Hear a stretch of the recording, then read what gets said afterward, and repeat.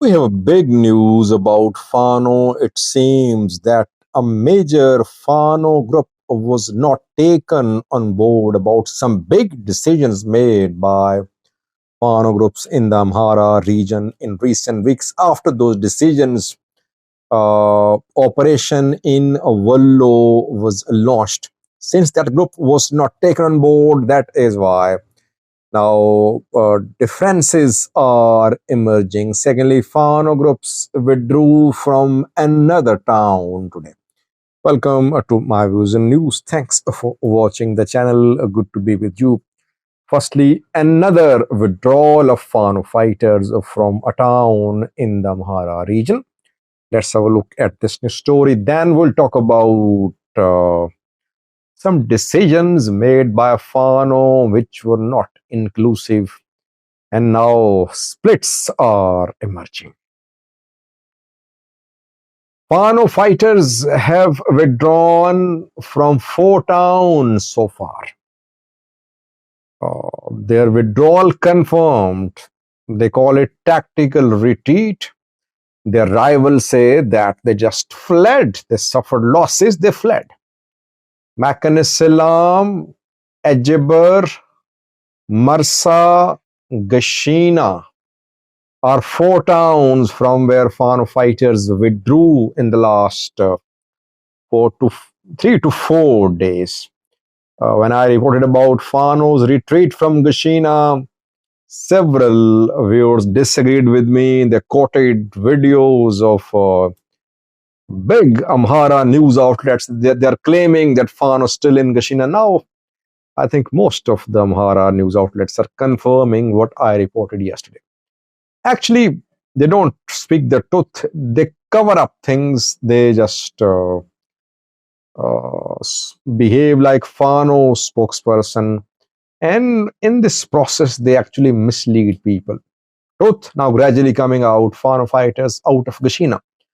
Not just out of Gashina, but they're out of another town, which is very close to Gashina. A little strategic too, because if you remember, Fano fighters took a town near Gashina, and I did a video after that. I said now Fano was going to make a move towards Gashina. Which town was that? Kon. If you remember, after Fano took control of Kon, I did a video. I said within hours they might make a move towards Gashina. Kon is situated to the south of Gashina in North Wollo zone.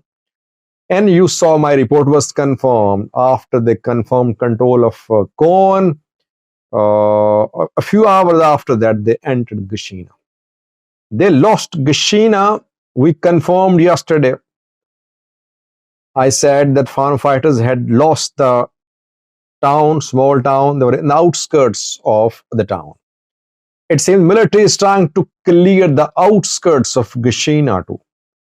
Military knows that if Fano fighters are not dislodged from the outskirts, they will again enter Gashina. Gashina is very strategic. Military cannot afford to let Gashina remain under Fano's control. Military is conducting operations in the outskirts of Gashina now. In the outskirts or within a range of 50 kilometers from Gashina. Kon city is back under military control.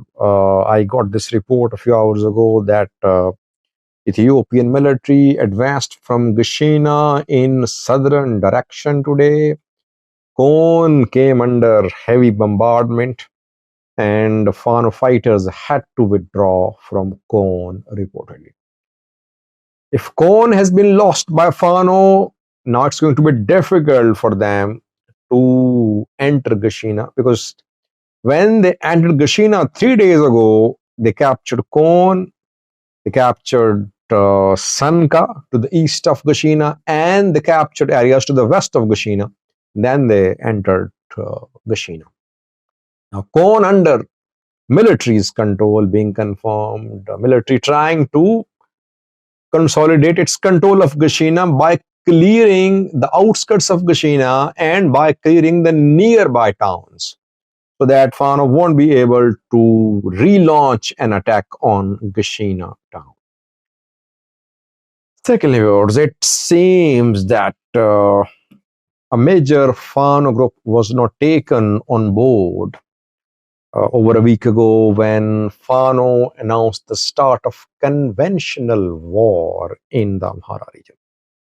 Taframamu made the announcement, by the way, if you remember, in an interview when Vollo Fano launched an operation in alliance with Tigray fighters and backed by Eritrea. And that operation inflicted heavy losses on the Ethiopian National Defense Force. Back then, in an interview, General Taframamu, former chief of Amhara Special Force, said that conventional war had begun, that Fano fighters had taken their guerrilla war to the next level, that is conventional war. Taframamu in that interview said that Fano won't allow PP to attack Eritrea or TPLF because if today Eritrea is attacked, tomorrow TPLF, Tigray will be attacked, and the next day Fano will be attacked, Amhara will be attacked. That is why Fano will fight the Ethiopian Federal Forces. But now what we are gradually learning is that the decision to start war in Wollo was made by Amhara Fano National Force, AFNF. AFNF is one of the two main Amhara Fano organizations in the Amhara region. The other one is AFPO, Amhara Fano People's Organization. AFPO leaders, Skandar Naga, Dereje Bale, Makatao, none of them was taken on board when Wollo Fano launched big attack on the Ethiopian National Defense Force. Rather, it was through media. It was through Taframamu's interview that AFPO came to know that Amhara Fano National Force had launched a major attack in Wollo. And then you saw that AFPO commanders, they opposed AFNF. Dereje Bale attacked AFNF in Gondar. Then Masrisha, who is part of AFPO, he wore ENDF uniform. So at a time when ENDF was suffering losses in Wollo, AFNF was on the offensive and was making gains. Masrisha, a commander of AFPO, wore ENDF uniform and criticized the alliance between Fano and DPL. Then we saw Colonel Fantahun. After Meccan Salam incident in which Muslims were killed, Colonel Fantahun implied that it had been committed by Amhara Fano National Force, though AFNF never claimed responsibility for the killings of Muslims in Meccan Salam. But Colonel accused AFNF. Skandar has been silent since day one. I have been pointing out in my videos that Skandar's silence is meaningful. He should have backed Wollo Fano's operation. He did not.